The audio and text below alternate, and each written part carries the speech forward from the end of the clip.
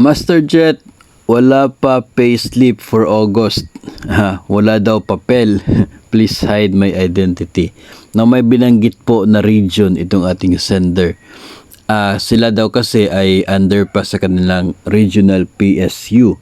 So, nasa regional office pa yung gumagawa ng sahod, PSU doon. And dahil doon yung sahod, so doon din po ginagawa yung kanilang payslip.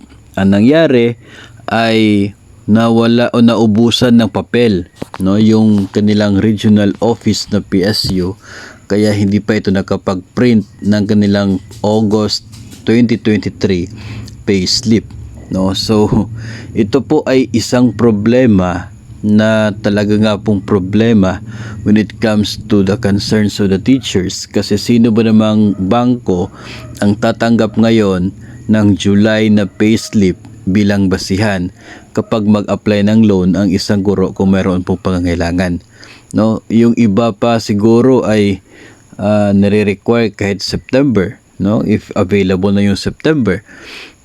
For sure talaga yung August, no, ay kadalasan August talaga, since hindi pa naman tapos yung September. So we are assuming na yung karamihan ay wala pang September payslip, na maliban na lamang doon sa mga may sariling PSU.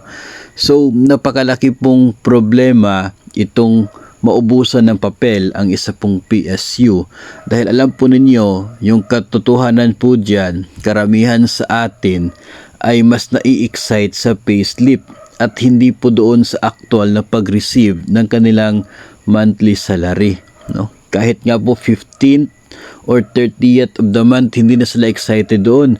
Mas excited sila kung kailan maging available at pwede makuha yung kanilang payslip galing doon sa gumagawa ng kanilang sahod, sa nagpiprinta ng kanilang payslip, at kung kailan nila ito matatanggap para pwede nilang magamit doon man sa GSIS loan o sa PLI loans if ever meron silang need, no?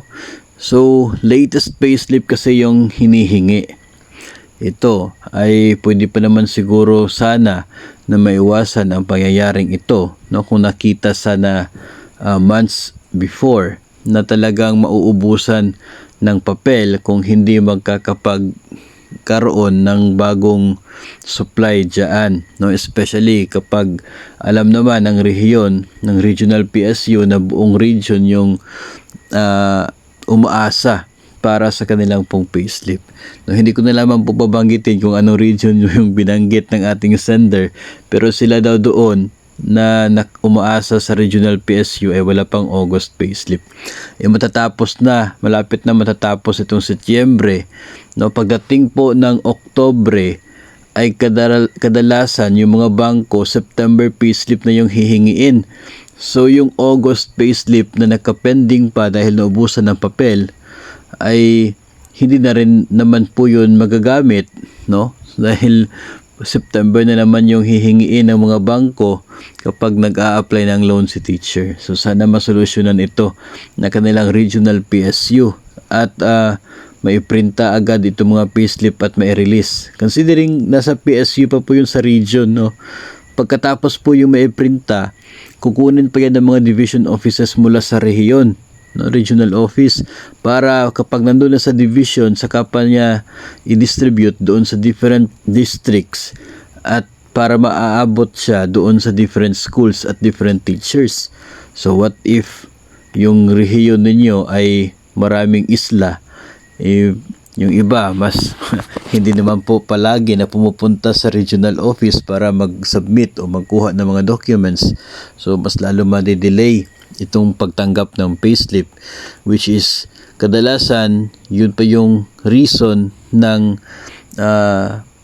kilig ng atin pong mga kasamahan, no, yung actual na pagtanggap ng payslip kung ikukumpara mo doon sa kilig nila sa pagtanggap ng kanilang sahod, no. Isang napakahalagang papel itong payslip na ito na pwede sana makapagbigay ng solusyon sa malaking problema ng mga nangangailangan if ever maaga itong naibigay, no. Kaya big deal din po talaga na hanggang sa ngayon kung hindi pa na-release yung August na payslip.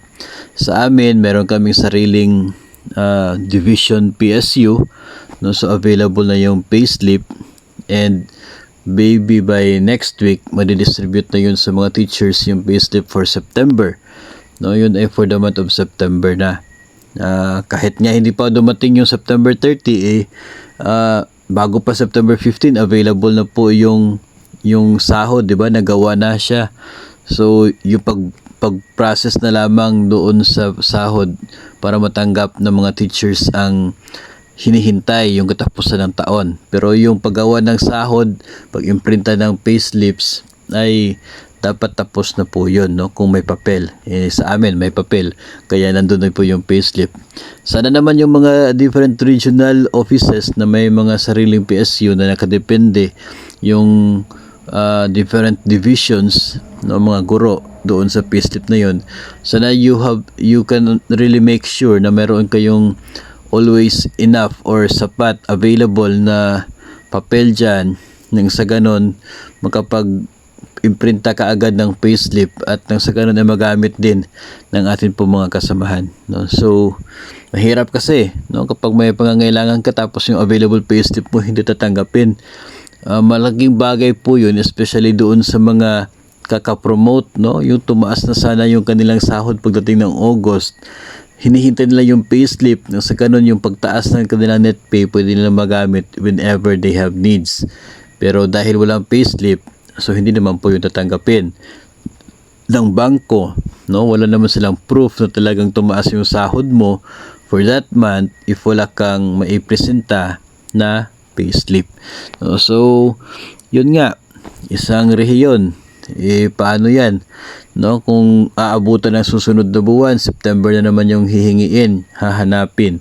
So sana magawa ng solusyon, no? So alam po natin yan kasi karamihan po, marami pong mga cases in the past talagang na nangyayari po yun, no? Kasi kami naman po ay dumaan doon sa pagiging dependent sa regional PSU, and kahit nga po available na noon sa line of 2, no, line of 2 ng buwan, available na yung payslip mula doon sa regional office, yung chance naman na makapag-travel papunta doon para i-pick up yun naman ang minsan ay natatagalan. Kaya kawawa po yung mga umaasa sa payslip. So, sana po ay masolusyonan ito, at sana hindi na rin po ito mangyari muli. So kayo po ba mga master, ay meron po kayong naging karanasan tungkol po sa delay na pagtanggap ng inyo pong payslip? No, ibahagi po niyo yan sa comment section. And dyan po ba sa inyo, anong buwan na po yung payslip na binibigay? Baka po kasi yung iba dyan sa inyo nasa June pa or July, no? So dapat po by this time nandyan na yung August na i-release na, and yung September, if hindi man available ay working na yung payslip for the month of September.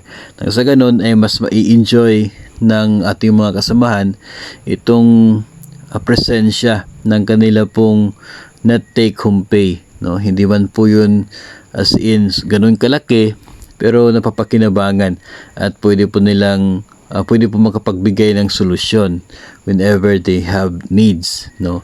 So big factor itong pagiging o pagkaroon ng payslip na on time na pag-release at pagtanggap ng ating mga kasamahan, especially po dito sa DepEd.